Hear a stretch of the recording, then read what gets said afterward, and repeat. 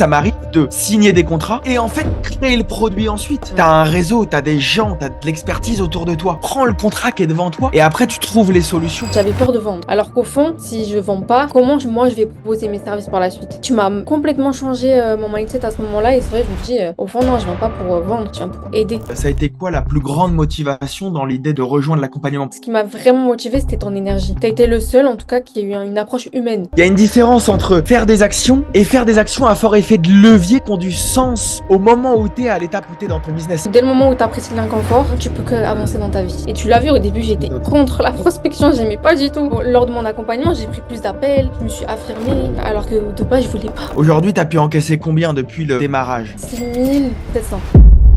Bonjour Alissa, ravi de t'avoir avec nous dans ce podcast. On est sur le 5e épisode de Storytime Customer. Donc, juste pour réexpliquer un petit peu, je prends les clients de l'accompagnement et tu en fais partie, tu pourras l'expliquer tout au cours de leur avancée pour voir comment ça avance, quels ont été leurs défis, leurs challenges et puis où ils en sont aujourd'hui et Hmm, comment ils en sont arrivés là. Donc, bienvenue Alissa et merci d'avoir répondu. merci. Hmm. Tu vas bien? Ça va et toi? Ouais, en forme, en forme. On va, je pense, prendre 30 minutes à 1 heure. Ça va être un petit peu le timing parce que je pense que tu as des choses à faire et moi aussi après. Mhm. Premièrement, est-ce que tu peux te présenter du coup en quelques mots? Qui tu es? Qu'est-ce que tu fais? Quel est ton business? Que les Ouais. gens...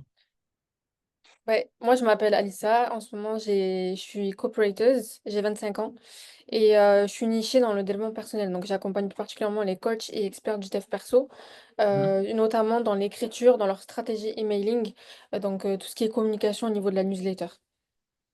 Ok, donc tu fais de la prestation de service et De tu vends tes service, services en tant que copywriter spécialisé dans l'emailing et dans la niche du exactement. développement personnel. Ouais, ouais, ouais, c'est ça.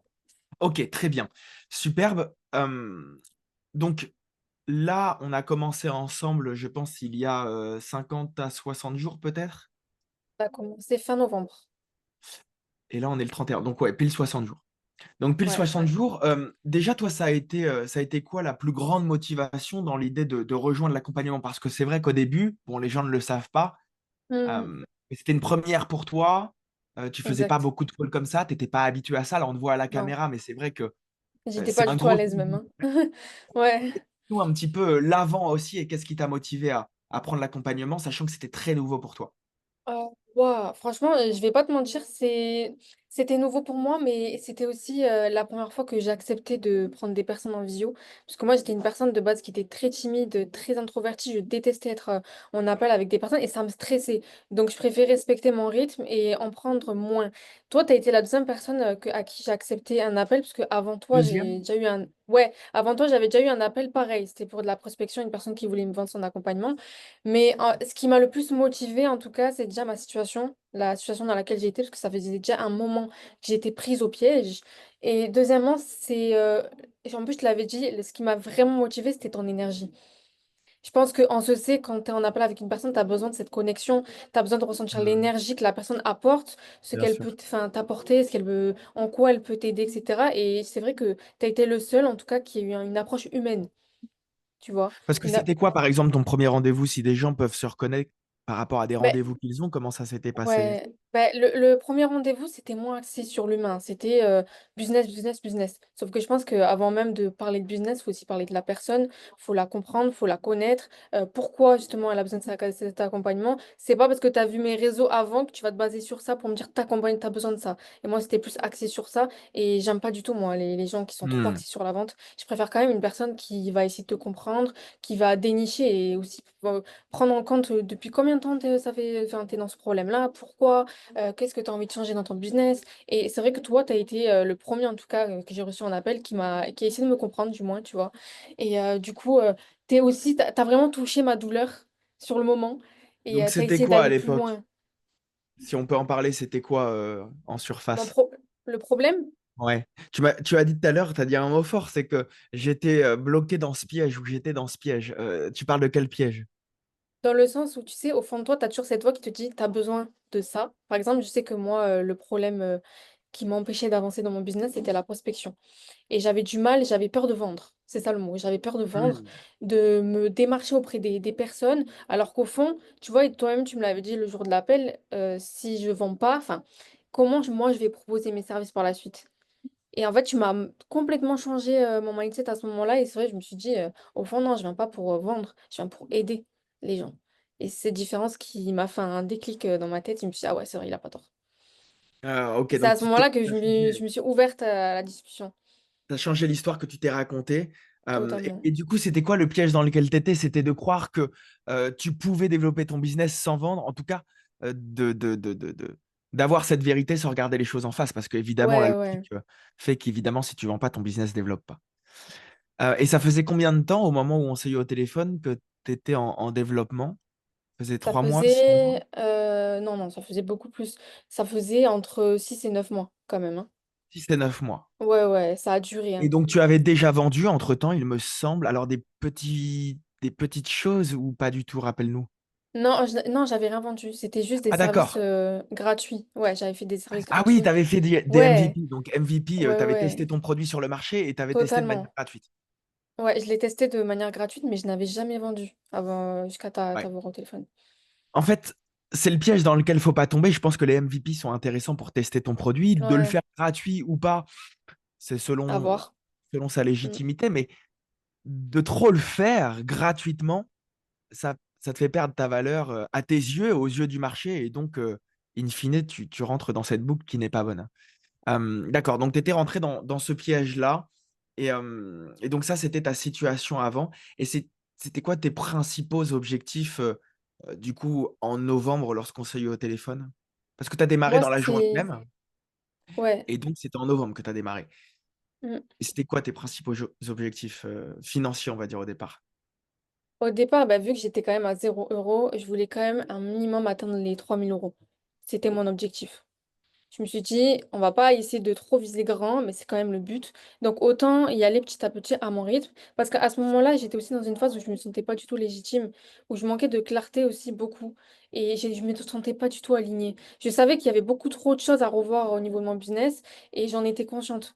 Donc ouais, en termes financiers, je voulais pas non plus atteindre les 10K en un mois, hein, mais je voulais au moins me donner la preuve que je pouvais avancer.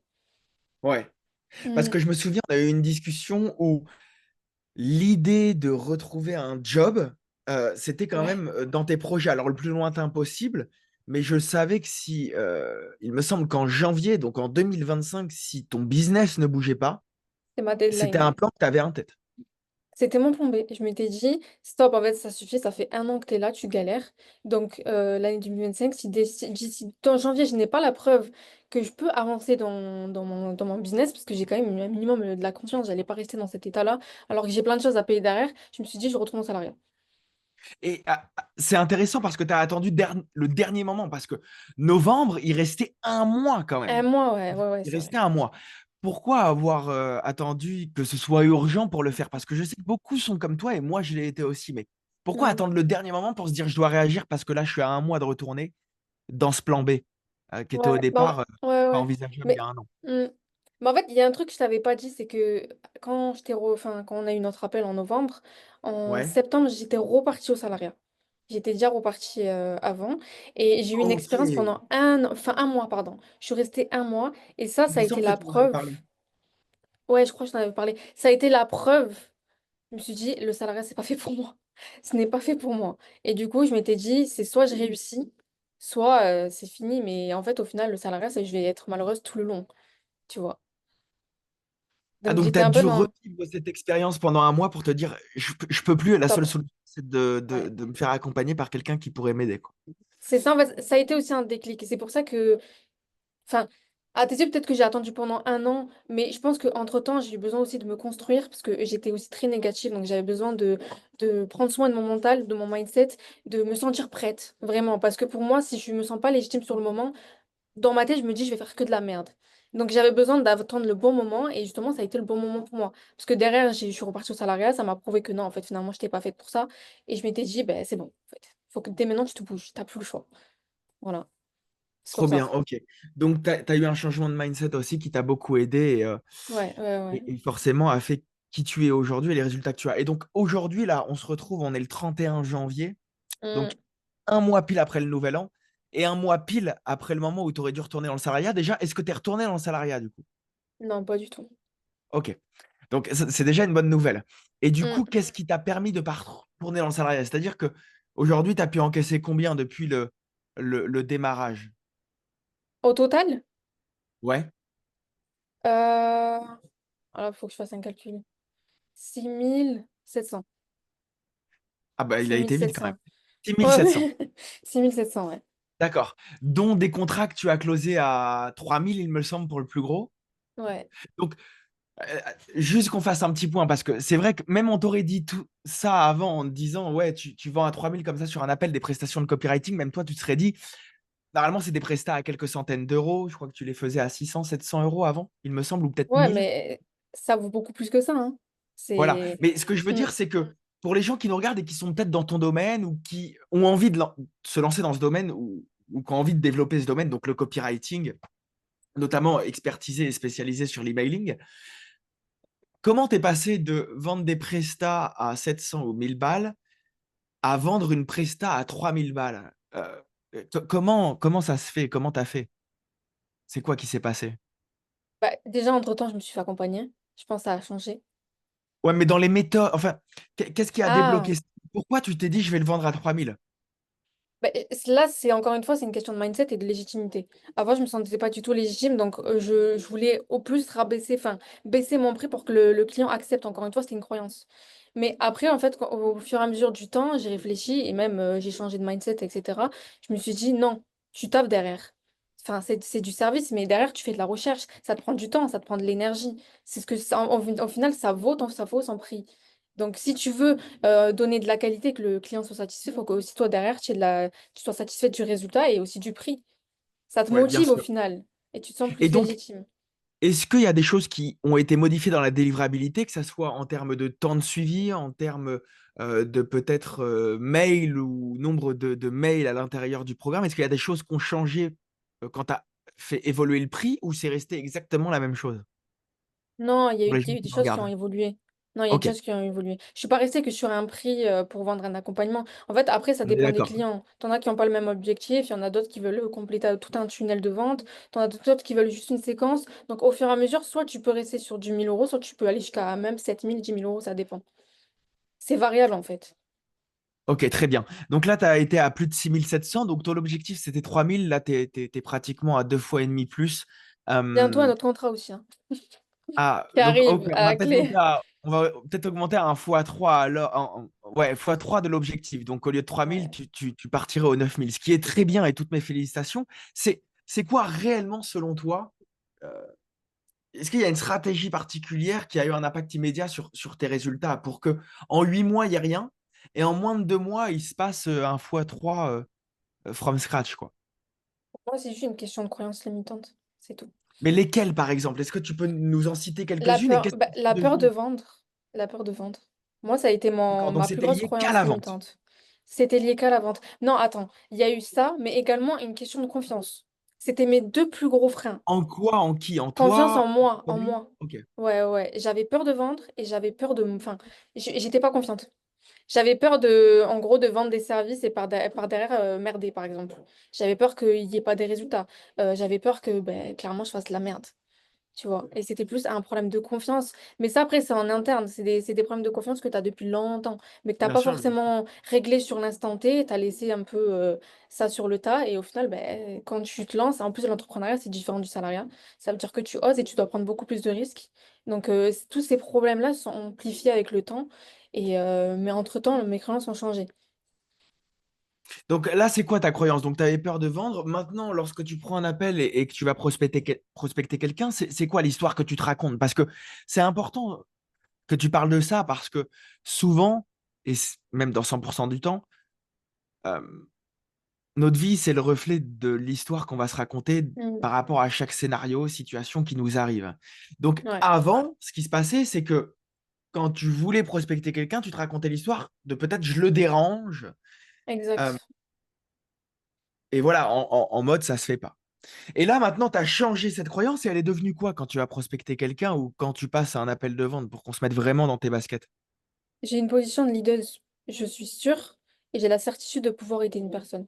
Surtout lorsqu'elle est enfin, en visio avec moi. Je me dis, et toi-même tu le dis, hein, si la personne elle est en visio avec toi, c'est qu'elle-même elle a besoin d'aide, elle n'est pas là pour rien. Et du coup, déjà, je me suis ancré ça dans la tête. Je me suis dit, si la personne est en face de toi, elle n'est pas là pour rien. Et deuxièmement, je me dis, il faut que je lui prouve justement que je suis la bonne personne pour l'aider. Donc, j'ai Bien cette sûr. position-là où je suis certaine de pouvoir l'aider. Avant, j'étais dans une position où je me disais, ah ben, si ça se fait pas, c'est pas grave. Alors que là, en fait, c'est non, c'est moi, personne d'autre. Donc, entre-temps, tu vois, le mindset, il a complètement changé. Mm. Ok, très très bien. Merci pour ça, Alissa. Est-ce que tu avais des choses sur lesquelles rétorquer, appuyer? Non. D'accord. Donc, tu nous as parlé de la vente. Moi, j'ai d'autres questions pour toi. Euh, donc, tu es dans le domaine du copywriting et spécialisé du coup dans l'emailing. Pour Ouais. les gens qui nous regardent, et on va dire, on va englober les prestations de services, qui font de la prestation de services, quels conseils tu leur donnerais pour scaler leur activité? C'est-à-dire des gens qui font entre 0 et 3 000, comme toi à peu près à l'époque, s'ils veulent dépasser les 9 10 000, ce que tu t'apprêtes à faire, euh, c'est quoi le meilleur conseil que tu peux leur donner avec ce que tu as vécu et ce que tu es en train de vivre? Parce que tu es en train de vivre ce process de transformation. Ouais, ouais, ouais. Pour moi, la clé, c'est l'introspection. C'est ça la clé. C'est de d'aller dans la profondeur, déterminer quelles sont leurs peurs, leurs freins, qu'est-ce qui les bloque réellement. Parce que parfois, on se dit, OK, ben, je suis fixée, je reste à 3000, je n'augmente pas. Mais il y a toujours une raison derrière. Et c'est toujours lié à des croyances limitantes qu'on se dit dans la tête et c'est nos pensées qui reflètent notre réalité. Donc pour moi, c'est juste une question de s'affirmer et reprendre tout ça reprendre tout ça et arranger tous les problèmes qu'on a, notamment les croyances limitantes. Pour moi, c'est vraiment le plus gros blocage. Tout le monde pourrait Et faire des toi, comment millions, tu as hein. fait cette introspection? Comment... Ah, c'est intéressant. T'as dit quoi? Tout le monde peut faire des millions. Ok. Mais c'est juste Et une question de croyance. du coup, comment tu t'introspectes? Donc, toi, là, aujourd'hui, tu as pris un accompagnement, donc ça t'a permis aussi d'avoir un point de vue extérieur, mais c'est quoi le meilleur conseil que tu peux donner, au fond, pour s'introspecter au mieux? C'est toujours se surpasser. Faire des challenges. Moi, je sais que de mon côté, je fais énormément de sport. Déjà, ça me challenge tous les jours. Je me donne des objectifs qui sont pas forcément liés enfin, dans ma zone de génie, par exemple. Donc ça, déjà, ça me permet de me surpasser. Comme, regarde, hein, être rien qu'en visio, pour moi, ça me permet de me surpasser et de me prouver que je suis capable. Il y a plein de Ouais. choses que j'aime pas faire. Appeler des gens, j'aime pas faire, mais je le fais maintenant. Euh, Prospecter, j'aime pas, maintenant je le fais. Donc pour moi, ça, c'est toujours des objectifs qui vont t'emmener encore plus loin. Regarde, avant, j'étais à 0 euros, mais ni je prospectais, ni j'étais en appel, par exemple, comme ça, en visio. Maintenant, c'est totalement l'inverse. Je fais tout ce que je ne faisais pas avant. Et en fait, le prix, enfin, mon salaire a doublé. Enfin, fois deux, fois trois. Donc, Triplé même. Là, ouais. si tu vas chercher le dernier contrat en triple. Ah, c'est aujourd'hui en plus. Ah ouais? Ah, Ah mais je là suis là là, sûre de à quelle l'avoir. heure? C'est dans 3 heures, je crois. Mais je suis sûre de Ok. l'avoir. En plus, c'est plus de 3000 euros, hein. Ok, donc c'est un contrat à combien là? On va te choquer. C'est à 3500. Ok, ok, très bien. Donc Mm. c'est quoi la prestation pour les gens qui vendent de la prestation de service? Qu'est-ce que tu vends à 3 500 euros? Moi, pour moi, c'est un accompagnement. C'est au-delà de la prestation de service, c'est un accompagnement. C'est aider la personne à nourrir sa newsletter. Là, c'est justement, elle, c'était pour tout un tunnel de vente. C'était au-delà du fait que d'écrire des mails, il y a aussi des pages de vente en avant, etc. Donc Ok, là, trop c'est vraiment bien. tout. Donc ça, c'est toi Ouais. qui le fais? Tu as des équipes? Comment tu fais c'est toi qui Non, je fais suis tout? seule. Une Ouais, partie. je fais tout. Ouais, ouais, non, je fais tout. D'accord. Moi, Donc tu as en aussi de fait, je l'expertise fais. sur du design web? Non, là, c'est que du scripting, en fait. Par exemple, Ah que pour d'accord, la ok. page de vente, que du Ok, scripting. La personne s'occupe de mettre ça en place sur son tunnel de vente. Moi, je m'occupe pas d'accord. de ça. Ok, donc tu fais le copywriting de tout. Ok, c'est intéressant parce qu'avant, tu t'arrêtais au mail. Et maintenant, ce qui est intéressant, Ouais, c'est que quand tu vois exact. un client, tu vas plus loin. Ça veut dire, ok, tu as besoin de pages, copywriting Je sur fais de des pages, je l'upsell. vais faire. Hmm. Intéressant, super Mais surtout intéressant. que, tu sais, ce qu'il faut savoir, c'est que je sais pas faire que des mails. Je sais faire des VSL, je sais faire des pages de vente, des pages de capture, je sais faire des ads, mais je me limitais qu'à l'emailing. Parce que pour moi, c'était la facilité. Je me disais, ben non, Trop bien. avant, j'avais cette croyance-là de me dire, non, reste sur l'email, t'es pas faite pour les autres, c'est trop loin. Alors, ce qui est important à savoir aussi pour les gens qui nous regardent, on a quand même décidé de te nicher parce que tu parlais dans la niche du développement Oui, personnel, de l'emailing. On t'a quand même niché parce qu'au départ, j'étais pas faut nichée, parler. Ouais, mais parce que là, tu dis que tu vises pas mal de monde et que tu peux faire plusieurs prestats. À savoir, c'est le premier contrat que tu prends avec une presta qui dépasse l'emailing, hein. On est d'accord. clairement, ouais. Voilà. Hmm. C'est pour ça que je dis aux gens que la priorité, c'est quand même pendant les 2 premiers mois là où on a été ensemble, on s'est quand même niché dans ton langage, dans les gens que tu visais, Oui, etc. Après, oui, tu t'élargis parce que tu prends confiance, comme tu as dit, tu as plus de certitude. Donc forcément, plus tu prends de certitude, plus tu prends des gros contrats. Moi aussi, oui, ça m'arrive de signer des contrats et en fait créer le produit ensuite. Tu sais, des fois, Exactement. Ouais, tu te réadaptes à chaque fois, à chaque client. ouais, mais il y a beaucoup de gens qui se limitent et qui se disent, mais Simon, je peux pas le closer, je dois déjà penser au service, si je peux lui apporter ça, ça, ça. Totalement. Tu as Totalement. un réseau, tu as des gens, tu as de l'expertise autour de toi. Tu as peut-être des choses que tu peux accepter, que tu délégueras à des gens meilleurs, mais prends le contrat qui est devant toi et après, tu trouves les solutions. Et souvent, les gens, ils se limitent à se dire, ah ben non, ça rentre pas dans ce que je fais, donc je le prends pas. Et là, Totalement. ce que tu es en train de Alors que dire, c'est que, non. Mm. voilà, même si ça représente pas ta cible, ta niche, mais que tu peux le faire ou que tu connais des gens à qui tu peux déléguer, signe le contrat. Deux Totalement. fois, Pour moi, il trois faut fois, rester flexible, hein, peu importe. Faut très toujours rester intéressant. flexible et accompagner les clients en tout cas. Donc moi je le vois comme ça. Mm. Ok, donc ça serait aussi un conseil que tu donnerais aux gens qui font de la prestation de service, c'est oui, se Ne pas nicher, se mais rester limiter. Ouais. flexible si on peut l'aider et qu'on a les possibilités de le faire. Sinon, Totalement, pas bien totalement. évidemment. Pour moi, après, c'est une question de clarté, hein, tant que tu es aligné au projet, au client, parce que Bien le client sûr. aussi, c'est important, hein. Moi, des fois, enfin, j'ai eu des expériences avec des clients avec qui je m'entendais pas forcément, et ça m'a appris, en tout cas, à avoir plus de conditions avant même de prendre un client. Faut que le client, déjà, il s'engage dans ce que tu fais, qu'il respecte ton travail, je trouve que c'est important, parce qu'il y en a qui n'ont pas la notion du cooperating, et c'est dommage, parce qu'après, ils rejettent toute la faute sur toi. Donc ça, c'est déjà, c'est next, moi, je veux plus de ça. On en a parlé, Mais ça. ouais, mais vraiment, des clients qui sont alignés à ton travail, ils savent ce qu'ils veulent. Donc, c'est ça le plus important. C'est comme ça que tu vas réussir. Si c'est flou, ça sert à rien. Faut pas y aller. Donc, Mm. ce que tu veux dire, c'est que si tu n'es pas sûr de pouvoir aider le client, si tu ne le vois pas réussir au sein de ton accompagnement et que ta certitude n'est pas élevée sur le fait de l'accompagner dans sa réussite, mieux vaut pas le pitcher. Non, mais pas vraiment de cette manière-là, mais tu sais, tu ressens une connexion et parfois ça va pas dans les deux sens. Ça Et matche pas, bien sûr. ouais, et tu as des gens aussi, je sais pas si toi ça a été ton cas par exemple, mais qui ne voient pas la valeur de ton travail. Tu Bien vois. sûr. Ils vont constamment rabaisser, par exemple, quand tu vas leur proposer un prix, ils vont dire, ah non, c'est trop cher, c'est trop élevé pour ce que tu me fais, etc. Moi, c'est des choses, ça me braque en fait. Alors, ça, forcément, c'est dans le marketing qu'il y a à travailler dans la valeur Ouais, perçue, etc. Mais si ça vient à arriver, mais logiquement, ça, on peut le travailler dans le marketing, en sachant que tu es sur de l'organique, toi, et que tu viens aussi à te développer sur les réseaux, c'est tout neuf, donc faut bien faire ton marketing. Mais si ça vient à arriver, euh, c'est contradictoire, mais au moment où tu es capable de refuser des gens qui peuvent le faire, donc des clients qui peuvent te donner l'argent, au moment où tu es capable de refuser ces gens-là parce que l'énergie ne matche pas, il y aura beaucoup plus de gens qui voudront te suivre et au final avancer avec toi. C'est intéressant Mm. parce que lorsque tu mets les standards plus haut et que tu sais à qui tu dis oui, qui tu dis non, Ouais, ouais, ouais, il y a ah, beaucoup plus totalement. de gens qui veulent te suivre parce que, hey, les standards sont là, elle sait ce qu'elle veut, qui elle veut et qui elle veut pas. Totalement, Et ça totalement. rassure. Mm. Dans n'importe quelle relation et encore plus professionnelle. Mais oui, ça s'applique dans la vie courante comme dans la vie pro, hein. Faut Totalement. savoir Et dire c'est non repoussant, parfois. quelqu'un qui dit oui. Tu vois, ouais, mais l'énergie ne matche pas, Simon, et je l'ai quand même signé. Mais pourquoi? Parce que si tu l'obsèdes sur une semaine et elle passe une semaine avec toi, ou que tu fais un programme à un moment où tu regroupes ta communauté et qu'elle est là, si elle met la mauvaise ambiance sur les 100 autres clients, c'est pas 3 000 € qui va te changer la vie, hein. Autant pas Non, l'apprendre. autant pas l'apprendre, ouais. Et Faut ça, c'est savoir refuser intéressant parfois et des ça, on ne le projets. fait pas au début. Faut On être prend tout ce puissant, mais qu'il y a au après, ça m'est début. arrivé, hein, ça m'est arrivé, Bien moi. sûr. Mais après, au fur et à mesure, ça t'apprend, hein. Les épreuves font que bah, derrière, tu as du recul et tu prends en expérience, tu deviens beaucoup plus fort et résilient sur le moment. Donc ça sert toujours, hein. Il y a toujours un bon derrière chaque expérience pour moi. Totalement. C'est Mm. quoi qui t'a le plus aidé là, à faire cette transformation dans l'accompagnement, si tu as assez de recul sur ça? Parce que tu disais que tu es passé d'un mindset à un autre et forcément, tes résultats ont changé. C'est une suite logique. Mais c'est quoi qui t'a le plus aidé, si tu avais une chose à retenir? Pour moi, comme pour les gens qui regardent. Ouais.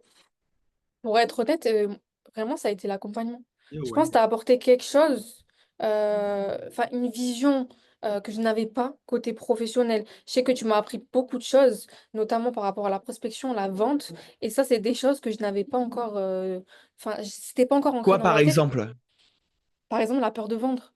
Moi, je vais pas te dire, vraiment, ça a été grâce à toi que j'ai changé ce mindset-là. Tu m'as appris plein de choses. Tant déjà, j'hésitais à faire et je doutais aussi de moi. Et tu m'as appris une nouvelle vision. Enfin, en tout cas, j'ai complètement changé ma perception de voir les choses grâce à ta manière de voir les choses. Et je pense que quand tu as un Hmm, accompagnement, je trouve que c'est intéressant que la personne qui t'accompagne change cette vision-là que toi, tu as de base. Et tu l'as vu, au début, très j'étais intéressant. contre la prospection, j'aimais pas du tout. Et au Ouais, fur et à ouais, mesure, tu as vu, lors de mon accompagnement, j'ai pris plus d'appels, je me suis affirmée, 100%. alors que de base, je voulais pas.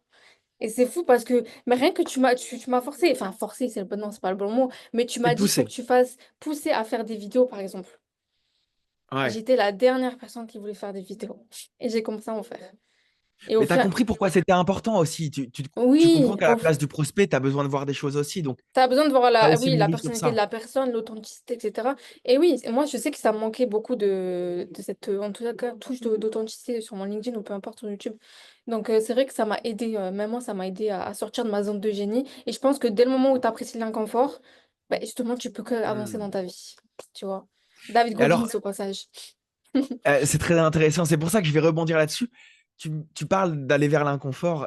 Quelle vérité inconfortable, toi, le coaching ou les échanges qu'on a pu avoir ensemble, ou même avec l'équipe, parce que tu as eu affaire à d'autres personnes de l'équipe Oui, aussi, on est plusieurs. ah, totalement. Euh, Quelle vérité inconfortable ça t'a obligé d'admettre sur toi ou sur ce que tu faisais le coaching? C'est pas facile, hein. Ouais, ouais, c'est pour ça, mais c'est compliqué là, hein. Aide-moi là, parce que c'est trop En compliqué. fait, ça peut être, par exemple, euh, il est vrai que parfois, par exemple, tu vois, je pouvais procrastiner ou être feignante sur mes journées, mais je regardais pas Ah la vérité comme ça. oui, Je me disais que, bon, voilà, un jour en moins, c'était pas si grave. Mais là, oui, c'est maintenant que, oui, voilà, tu vois, par ouais. exemple, Ah quelle mais là vérité c'est beaucoup plus clair. inconfortable ça t'a obligé d'admettre d'être coaché? Ben, je sais que par exemple, pareil, hein, parfois ça m'arrivait de procrastiner, de prendre mon téléphone, d'être distraite par les réseaux, etc. Parce qu'au fond, je voulais pas prospecter, tu vois. Et ça, je voulais pas l'admettre au début. Je me disais, ah non, au Ok. final, je fa- je sais pas quoi faire, ou alors je fais beaucoup trop de choses, alors qu'au final, non, non, derrière moi, je fuyais. Je fuyais la prospection. Et ça, je pense, ça a été jusqu'à maintenant une vérité que je voulais pas admettre, Hmm. tu vois. Ok.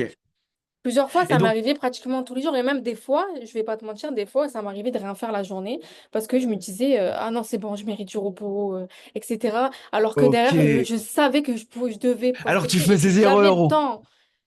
Exactement. Tu vois, c'est fou, hein.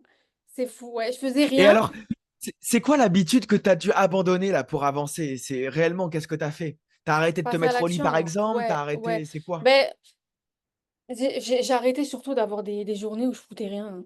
Parce que j'avais des Mais journées, moi, les journées où tu foutais rien, c'est quoi? Tu te levais, tu retournais au rester. lit? C'était Non, quoi? même pas, hein. C'est pas une vie de chômeur en gros, mais c'est être devant son ordi, faire genre tu travailles, alors que t'avances pas au final.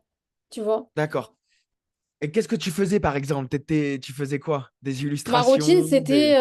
Non, même pas. Ma routine, c'était de chercher des clients. Parce qu'au final, je l'ai toujours fait, mais sans les jamais les contacter. prospecter. Exactement. Je faisais. Oh, dis-toi que je faisais tout un fichier Excel où je mettais le contact de la personne, qu'est-ce que je pourrais améliorer, Mais mais je les pourquoi? prospectais pas. Parce Donc tu qu'à ce faisais une moment-là, fiche, mais pourquoi? Dans quelle idée tu faisais une fiche? parce que je me suis dit, ça pouvait être mes clients potentiels. Des Donc tu te clients disais, avec qui je pourrais j'avance, au moins j'ai bosser. ma liste. Mais ils me connaissent Ouais, pas. et tu vois, en fait, mon cerveau, limite, je me donnais de la dopamine. Je me disais, OK, ben, ce que tu viens de faire, c'est déjà bien. Sauf que tant que pour moi, derrière, tu passes pas à l'action, c'est C'est juste intéressant. c'est Ah une ouais, donc t'as illusion. T'as réellement passé l'impression un gap. d'avancer. Ouais, c'est une illusion complète. T'as l'impression d'avancer, mais ce n'est pas le cas. C'est Pour toi, fou c'est comment on peut bon. se mentir quand T'as même. fait 10% du travail. Ah, c'est bon, j'ai assez bossé. Maintenant, je fais rien. Tu vois? En fait, il y a une différence entre faire des actions et faire des actions à fort effet de levier qui ont du sens au moment où tu es à l'étape où tu es dans ton business. Et dans Mais ton cas, ça, c'était faire de ouais. l'argent. Donc, c'était prendre Mm. le téléphone et vendre. C'est Totalement, mais intéressant. ça derrière, ça cachait des peurs, ça cachait des peurs, des blocages, des freins que j'avais et que je ne voulais pas forcément admettre. Donc, une fois qu'on te met la vérité en face, t'as pas le choix que d'avancer et de passer à l'action. Parce que c'est une vérité, tu vas pas rester à zéro toute ta vie, c'est impossible, tu vas avancer. Tu veux construire quelque chose, tu veux peut-être acheter une voiture. Donc, si c'est le cas, faut avancer. Et il faut que tu te forces à faire des choses que tu n'aimes pas. Surtout au début, quand tu débutes, tu as plusieurs rôles que au début, t'as pas envie d'avoir, hein. Tu que copywriter normalement dans ta tête, mais il faut que tu joues à la fois la closeuse, il Ah faut que tu oui. joues à la fois le setter, tu as trop de choses à faire. Donc au plus tu avances, au plus tu pourras déléguer aussi. Donc c'est Avant de déléguer, il faut donner le rythme dans ton business. Et forcément, tu dois faire faut des que choses que tu n'aimes toi-même pas. tu amènes à faire des actions. Si toi tu fais pas les choses, comment tu veux dire à certaines personnes de faire les choses? C'est 100%. impossible. Donc 100%. ouais. Lead by example. Mm. On est d'accord là-dessus. Ben, franchement, merci. Ça a été radical, ça a été vif, ça a été droit au but. Donc, Euh, franchement, tu as partagé de bonnes informations. Merci pour ça. Merci de t'être ouverte et d'avoir passé ce gap parce que on le voit pas et les gens qui vont regarder vont te croire à l'aise comme ça. Mais il faut le dire, Ah non, non. c'est une de tes premières, hein. Ouais, ouais. Mais tu sais que je suis toujours autant stressée hein, quand je suis face à un appel, hein. Ok, J'ai mais toujours des pourtant fois tu la t'en jambe es qui très bien tremble. sorti. Tu t'en es très Ouais. bien sorti, donc félicitations. Est-ce que tu aurais des questions ou un mot de fin pour qu'on termine là-dessus? Je pense que ça a été vraiment cool. Je te laisse Moi, finir ou si tu as des questions, y répondre. je pense que la seule chose que je dirais, c'est de toujours autant persévérer. Même si on fait face à des épreuves ou des échecs, faut toujours continuer parce que c'est comme ça que tu vas amener, en tout cas, tu vas réussir. Pour moi, les échecs ne veulent rien dire, c'est juste une phase pour que tu te comprennes mieux déjà toi et pour que ton business avance au mieux. Donc, parce que parfois les gens pensent que les échecs, c'est des échecs, hein, enfin, alors que non, derrière, il se cache toujours une bonne chose. Ok, Lâchez donc rien, ne pas quoi. s'arrêter. Donc la résilience, La résilience, c'est pas ouais. une fin en soi. Non, jamais. Ok, ça serait Souvent, le c'est mot de les fin pires alors? échecs qui t'emmènent vers la réussite, hein. C'est fou. Oui, à chaque mal a un bien forcément, mais Tout quand le tu vis temps. le mal, il est difficile de se dire ça, mais encore une fois, tout part de l'histoire que tu te racontes. Et l'histoire que tu te racontes t'aide à avancer ou t'aide à reculer. Mm. C'est toujours la même chose. Où est-ce qu'on peut te suivre, Alissa? Donc, je sais que tu as LinkedIn, je sais que tu as Instagram, tu as aussi YouTube sur des vidéos qui vont sortir. Donc, où est-ce qu'on peut te suivre? LinkedIn. Je suis plus sur D'accord, sur LinkedIn quand même. LinkedIn. Donc, Ouais. c'est quoi? Où est-ce qu'on peut te suivre? Je mettrai juste en dessous ton LinkedIn, bien évidemment, mais c'est quoi ton LinkedIn? Mon nom, Oui, Alissa, Alissa, espace RBI. RBI. Ok. Ouais. Et c'est une photo avec un bob parce que ton branding, c'est un bob, il me semble. Ouais, c'est un bob, Bon, là, j'aime tu trop le l'as pas, bob. mais normalement, c'est un bob. Ouais, j'aime Rose? trop. Rose, ouais. Ok, Mm. très bien. Il y a YouTube aussi qui va sortir. Je mettrai la chaîne juste en dessous. Il y a des vidéos qui vont sortir, on est d'accord? Ouais. Sur YouTube, comme ça t'oblige à le faire. Sur YouTube, c'est où qu'on peut te suivre? Alissa R comment? Je sais plus c'est quoi mon YouTube. Je te l'enverrai parce que c'est pas Ok, encore finalisé. Mm. Mais je d'accord. commenterai sous la Mais vidéo dans tous les cas. il y a des gens qui sont ici et qui veulent voir ton YouTube, hein, donc il va falloir le développer maintenant. Ok? Ouais, j'ai pas le choix, hein, j'ai pas le D'accord. choix. Bon, très bien. Merci Alissa pour ton temps. Merci Merci à toi. pour toute cette motivation, cette énergie que tu donnes et je suis certain que tu inspireras des hommes puis des femmes qui regarderont ça. Donc merci par avance pour le temps que tu t'es accordé et que tu nous as accordé, Alissa. Merci à toi. Ciao, ciao.